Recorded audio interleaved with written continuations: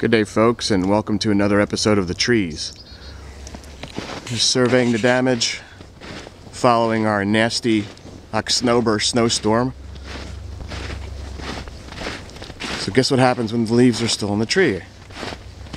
Yep, that's what happens. Right here. This guy right here got decimated. Thankfully it didn't hit the house. One tree hit the house early, but I moved it off.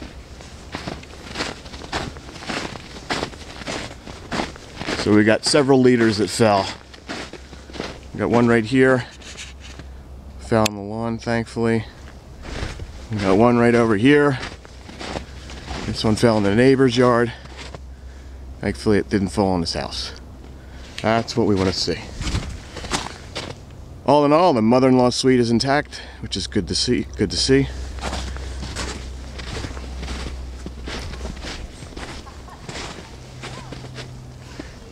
Here we have other branches that fell in the yard. And as you can see, this good old maple is really taking a beating last night. 4 to 5 inches of snow is all it takes. You can't get used to that sound of the trees cracking all over the neighborhood. Let's go over to the deck, see what happened there.